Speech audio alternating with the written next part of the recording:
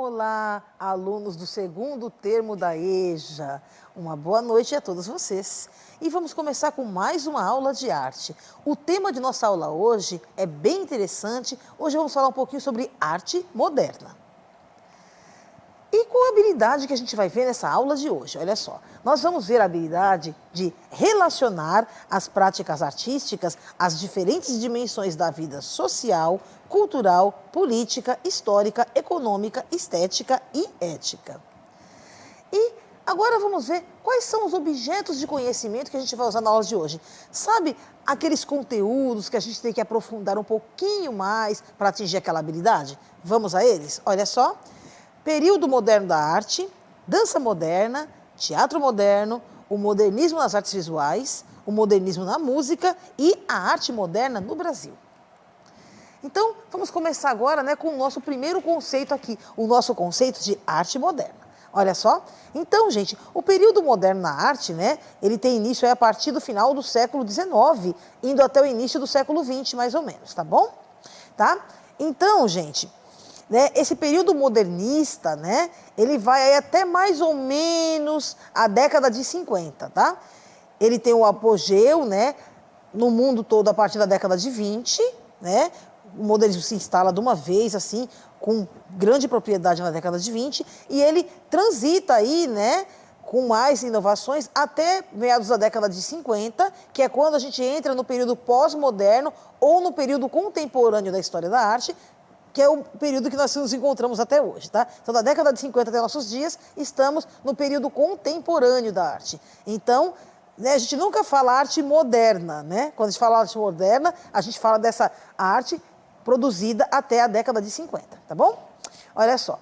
Então, gente, a arte moderna, ela tem uma característica muito peculiar, porque ela se consolida num momento de intensas variações aí na questão política, social, econômica, Tá acontecendo muitos problemas, do mundo aí, estão acontecendo por causa das guerras, A Segunda Guerra Mundial tinha acabado há pouquíssimo tempo, Então, muitos países ainda estavam tentando reconstruir suas economias, reconstruir os seus sistemas políticos, sociais, as políticas públicas. Então, foi um período assim muito conturbado na história, quando surge aí a arte moderna, tá bom? E aí, gente, nesse contexto, justamente por essa questão de ansiar por inovação, por mudança, tá? A arte moderna, ela prega, então, a abolição total dos valores estanques, aqueles valores arcaicos, aqueles valores que já não se adequavam mais aos dias, correntes, tá bom? Então, gente, uma das grandes premissas aí da arte moderna é justamente essa questão de abolição de todas as regras e formas, e paradigmas da arte tradicional, dos modelos anteriores de arte, tá bom? E aí a questão de inovação, de pensar em novas formas, novas ideias, novas maneiras de se promover e fazer arte, tá bom? Olha só. Então, vamos ver aqui mais algumas características dessa estética, tá? Olha aqui. Rejeição aos ditames e padrões acadêmicos, Ou seja, a arte ela ainda estava muito engessada, aquele padrão academicista, somente era considerado arte, aquele artista que passou por uma academia de belas artes, que estudou, que usava todas aquelas técnicas aprendidas ali na teoria, Então, uma das primeiras coisas que são abolidas são essas formas, Esse modelo, de arte acadêmico, tá? Outra coisa importante, é a questão da liberdade criativa, Que se traduz em ousadia e informalidade. Então, ou seja, aqui o cara pode abolir justamente essas técnicas acadêmicas, ter uma liberdade maior para criar, para pensar, Cores diferentes, às vezes cores que não são análogas ou não são complementares, Utilizar, de várias formas, Então, todos aqueles padrõezinhos artísticos, eles começam a cair por terra dentro dessa estética nova, tá? A abolição do realismo formal, Porque antes, gente, a gente tinha aquela questão, tanto da pintura como da escultura, as artes visuais de modo geral, E até mesmo o teatro, eles pregavam muito essa questão de uma visão muito realista da arte, uma visão muito purista. E aí, com isso se perdia um pouco da criatividade. E os artistas, então, começam a romper com esses padrões, justamente em busca de uma liberdade maior e de uma liberdade não somente, né, no processo de criação, mas uma liberdade estética mesmo, falando, tá? E aí, né, também nós vemos aí como outra característica importante a adoção de paletas em cores aleatórias e sem correspondência entre si, que foi o que eu falei antes, né? Não tem mais aquela coisa de vamos usar pares de cores, né? Cores complementares, suplementares. Não. Aqui vai usar tudo bagunçado mesmo, uma coisa sobreposta à outra, para justamente criar uma nova estética, criar uma nova forma de pensar nessa adoção das cores, tá? E aí, gente, né? Uma coisa que é muito importante, a partir da arte moderna a gente vê a representação das mazelas, dos problemas sociais, dos meios urbanos, coisa que até então ficava bem oculta, né? Todos os artistas de estéticas anteriores, né, ao modernismo, o que eles pregavam, o que eles faziam? Eles faziam obras que privilegiavam, claro, o cotidiano, mas o cotidiano bonito. O cotidiano das pessoas abastadas, das famílias, né? E toda aquela parte, né, da podridão, da pessoa humilde, as pessoas que moravam nas periferias ou que moravam em submoradias e que tinham subempregos, que naquela época já existia. Então, essa parte não era interessante ser mostrada. Então, você não via obras com essas temáticas assim, mais ácidas, de crítica social, né, de chamar a atenção para o problema. Não, você via somente, né, aquela coisa mais bonita, mais formal, né, grandes famílias passeando pelos parques, fazendo piqueniques. Então, era tudo muito bucólico na arte, né? Não tinha essa questão de contestar e de chocar e de mostrar os horrores da guerra, de mostrar as consequências disso. Como aqui, a partir da arte moderna, você começa a ter, tá bom? Então, gente, vamos falar um pouquinho de modernismo na dança e a gente não pode deixar de citar, claro, o grande precursor da dança moderna, né? Que dá o pontapé inicial para que a gente comece a pensar em dança de uma outra forma, com uma liberdade maior do corpo, do gesto, do movimento, né? Tirando aquele padrão estanque do balé clássico, da sapatilha, da ponta, de pé, né? Toda aquela questão que não é, né? É lindo, é esteticamente maravilhoso o balé clássico, claro, porém ele não tem gestos, né, reais, né? Não são gestos, ninguém anda na ponta dos pés, né? Era o que o Rudolf Laban, né, citava, e ninguém anda assim. Então, ele começa a pegar justamente esse gestual do cotidiano, do dia a dia, esses gestos e movimentos mais naturais do corpo da gente, para através disso aí, transformar isso em movimentos esteticamente belos, né? Para daí fazer danças incríveis, coreografias maravilhosas, tá bom? Então, gente, o Rudolf Laban, ele cria o sistema de labanotação, como a gente já viu em outras aulas, né?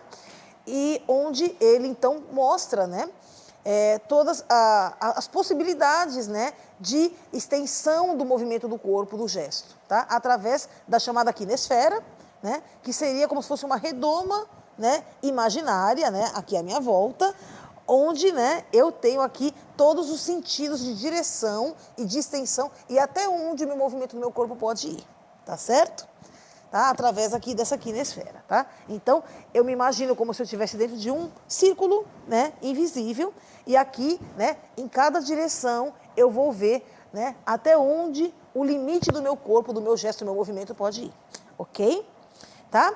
E claro, gente, um dos grandes dançarinos dos tempos modernos, né, que pega aí um pouquinho já dessa influência do Rudolf Laban, mas não tão propriamente, porque ele ainda tem muito da dança acrobática circense, ele traz muito ainda do balé clássico, é o Vaslav Nijinsky, né? Que ele revolucionou a dança porque ele explorou, né, aí todos os limites do seu corpo, fazendo do balé clássico, né, trazendo justamente aquela questão dos saltos, das acrobacias do circo, da dança circense, tá? Então, Vaslav Nijinsky, né, ele foi um dos grandes aí precursores do modernismo na dança, tá? Rudolf Laban, como eu falei para vocês, ele foi um grande pesquisador, coreógrafo e criador da labanotação, que é, né, um primeiro sistema, né, de escrita ou de registro da partitura em dança, né, ou do esquema coreográfico, tá bom? Olha só. Então, gente, nós temos ainda vários outros coreógrafos que também, né, revolucionam totalmente a história da dança, né? Uma delas é a Mary Wigman, tá? Que ela cria, né, a dança expressionista. Olha que coisa interessante, né? Através aí, ela era muito amiga, né, de Émile Jacques Dalcroze, né, que criou aí todo um sistema, né, de notação musical diferente. Ele criou um método para o ensino da música. E, né, a Mary Wigman, então, como ela era muito amiga do Dalcroze, ela começa a pegar, né, um pouquinho aí, né, dessas teorias do Dalcroze, e ela vai criando a sua dança expressionista, né, as suas técnicas de dança, de coreografia, baseadas, né, tomando aí por inspiração também os estudos de Dalcroze, tá bom? E aí, gente, né, ela cria com isso os fundamentos da chamada dança-terapia. É a partir do expressionismo na dança, da Mary Wigman, e da nascente dança-terapia, que a gente começa a ver, né, os efeitos terapêuticos da dança. Ela começa a estudar, né, como que os movimentos e os gestos do corpo podem nos ajudar aí a lidar com vários problemas, tanto físicos, motores, como problemas aí de ordem mental, de saúde mental, né, de saúde psicológica, tá bom? Olha só.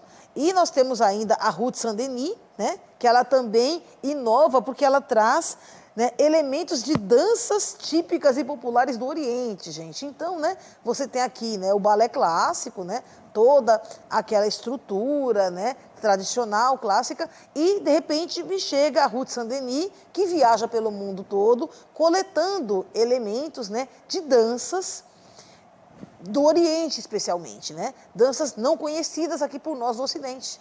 Então, e ela traz esses elementos e ela consegue fazer a inserção desses elementos dentro da dança. Então, é também de uma beleza absurda e de uma ousadia muito grande, né? Você trazer, você subverter, né, essa questão aí da ordem, tá? Dentro aí dos elementos da dança, ok? Ela torna, então, a dança mais leve e mais natural, uma vez que, né, para o pessoal, os povos orientais, os povos do Oriente Médio, né, e também os povos da China, do Japão, eles têm uma relação com o corpo e com o gestual e com o movimento do corpo totalmente diferente da relação que nós ocidentais temos com o nosso corpo, tá? Eles veem o corpo de uma outra forma. Então, essa questão aí também, né, passa pela questão imagética, né, do movimento, do gesto, né? Então, olha a riqueza, né, de detalhes que isso traz. E claro, né, a gente também não pode deixar nunca de falar da grande precursora da dança moderna, que é quem, né, através de todos esses colegas aí, ela cria também uma escola específica dela, um método, um estilo totalmente próprio, que é a Isadora Duncan, tá? E ela rompeu totalmente com o balé clássico, né? Ela começa a explorar justamente gestos do cotidiano, gestos mais naturais, mais fluidos, e a primeira coisa que ela faz é abolir a sapatilha de ponta, né? E aqueles figurinos gigantes, né? Que prendem, né? Tolhem os movimentos do corpo do dançarino. Então, ela começa a utilizar malhas, né, muito fluidas, muito leves, muito elásticas, justamente para não prender os movimentos do corpo. E aí é uma outra forma de abordagem da dança. Então, através das técnicas da Isadora Duncan, a dança ela não explora mais tanto o figurino, não tem mais tanto o apoio do figurino para contar a história. O apoio tem que ser totalmente no corpo, é o gesto que tem que contar aquela história. Então, por isso que o figurino, quanto mais simples, melhor, de acordo com a Isadora Duncan, e nada de sapatilha de ponta, né? E aí nós temos aí, né, já o pontapé inicial para o que seria convencionado, né, posteriormente como dança contemporânea, né? Então, a gente começa tudo aí com as ousadias e as transgressões aí de Isadora Duncan, certo? Vamos falar um pouquinho do teatro moderno, gente, né? Observem aí, né, o grande pai do teatro moderno, né, o grande pesquisador, Konstantin Stanislavski, tá? Então, a gente não pode falar de teatro moderno sem falar desse cara. Por quê? Porque ele revoluciona totalmente a forma de se interpretar. Então, o artista, o ator, ele começa a pensar de outra forma em como que ele vai construir o seu personagem.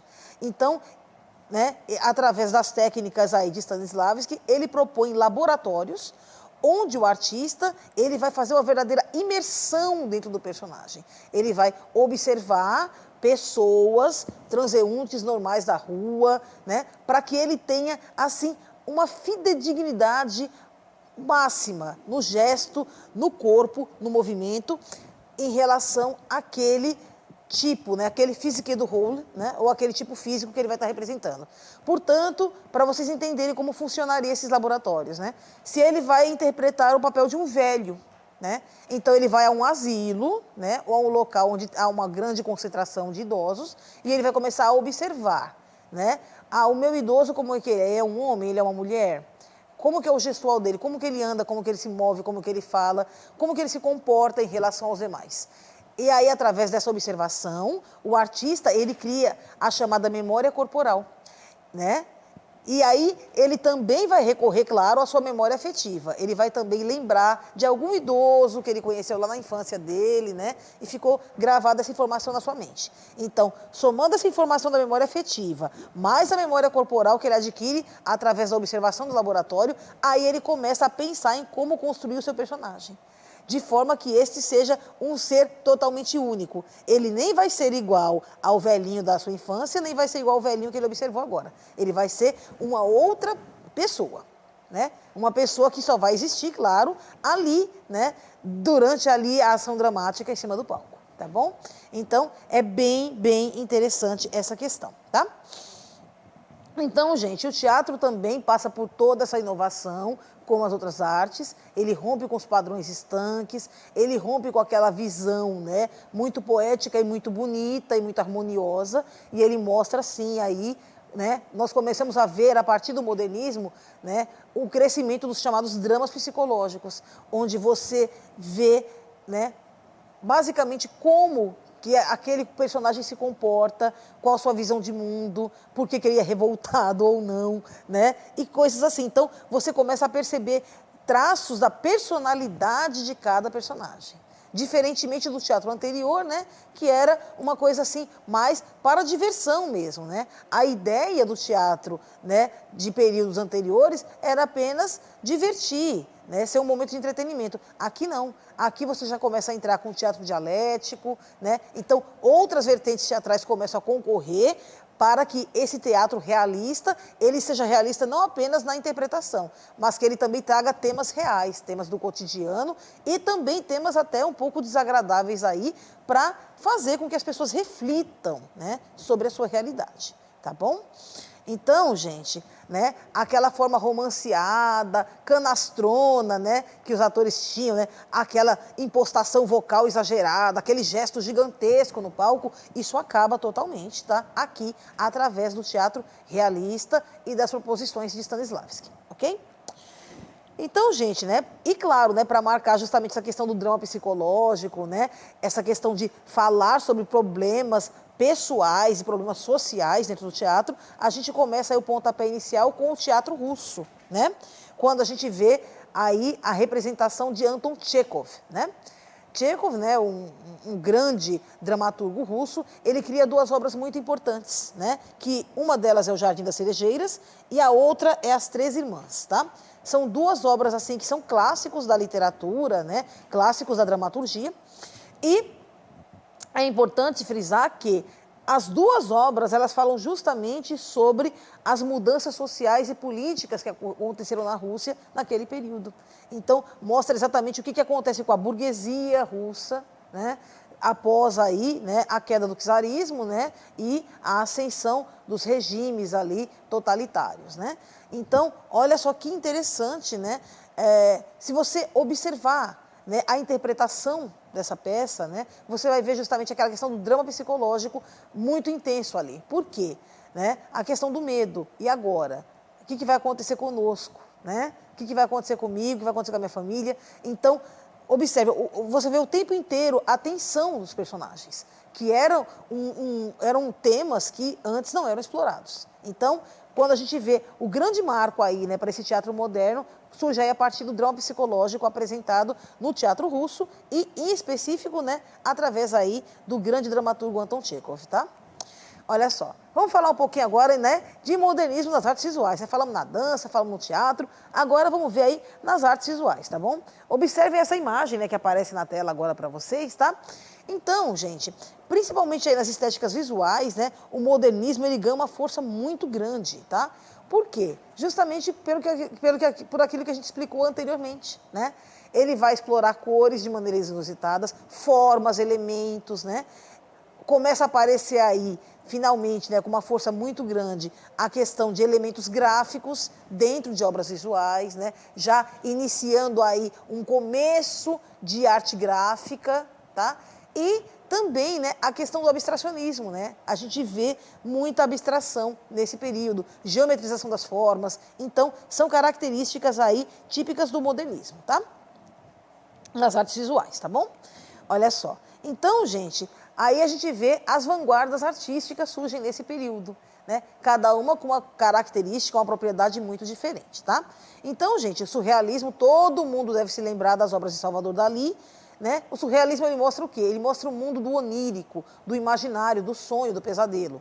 Então, são essas obras, né, com elementos distorcidos, elementos surreais ou irreais, né? Por isso, o nome surrealismo, tá? O dadaísmo, né, já traz aquela característica pueril da brincadeira, né? Dada em francês significa brinquedo, tá? Então, gente, né, a premissa é chocar a sociedade através da desordem dos elementos nas obras, né, nas figuras ali, a imagem, né, toda desfocada, né, com vários elementos soltos, esparsos e dispostos de maneira displicente ou pueril ou infantil, tá bom? Então, Tristan Tzara e Hans Arp são os grandes aí precursores do dadaísmo, tá? No futurismo, gente, na arte visual, a gente vê, né, aquela questão de elementos, as máquinas substituindo o homem, né? A questão muito de tintas e cores metalizadas, né? Traços muito retos, né? Então, a gente vê tudo isso na pintura. Então, retrata aí as inovações tecnológicas, né, do período, né, e científicas, tá? E nós temos aí, como grandes precursores, o Giacomo Balla e o Umberto Boccioni. E ainda, né, falando das vanguardas artísticas, nós temos também a estética do fauvismo, né? Que os fauves, né, ou selvagens, né, eram considerados selvagens por quê? Porque eles adotavam justamente esse uso de cores muito fortes, exageradas, e que não tinham correspondência e relação entre elas. Então, você não usava o círculo cromático da maneira correta, usando cores complementares ou cores suplementares, né, fazendo essa correspondência. Não, era, assim, um absurdo de cores, né, totalmente descoordenadas entre si, tá? E também o traço, o gesto, né, era bem grosseiro, era bem marcado, né, bem exagerado mesmo. Então, por isso, né, e as camadas sobrepostas de tinta criavam, assim, uma atmosfera ainda mais cáustica, ainda mais estranha, né, para essas obras, tá? Então, como principais expoentes dessa corrente artística do fauvismo, né, essa coisa mais selvagem, né, essa arte que chocava pelo grotesco, às vezes, né, nós temos aí o Henri Matisse, né, Paul Cézanne e o Georges Braque, que foi também um dos grandes precursores do pontilhismo, tá bom? E aí nós temos o cubismo, né, que todo mundo deve lembrar bem, do Pablo Picasso, né, que mostra os horrores da guerra e a desumanização do ser humano através da geometrização, inclusive, das formas humanas. Então, nós vemos aqueles rostos, né, com linhas muito retas, né, o nariz, a boca fora do quadro, né, tá? Então, são características aí do cubismo, né? Então, Picasso, Mondrian e Léger, né, são três grandes expoentes, tá? E o expressionismo, claro, né, de Edouard Munch e Paul Klee, né? Vocês estão vendo aí o grito, né, de Edouard Munch. Então, o expressionismo é caracterizado por isso, né? Cores muito fortes, deformação, né, do mundo real, né? E essa característica de pesadelo, de desespero, de sonho, né? E essa questão deprimente, né? Essa humanidade decadente, né? Então, eles colocam tudo isso, né? Os horrores da guerra, esse momento doentio da sociedade, de uma maneira muito forte, tá? E aí, né, surge também, né, o subjetivo, né?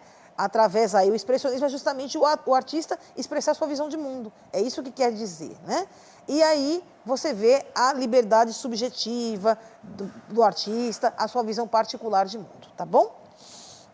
Então, gente, na música a gente também tem aí, né, o modernismo, tá? E ele é marcado pelo impressionismo, tá? E,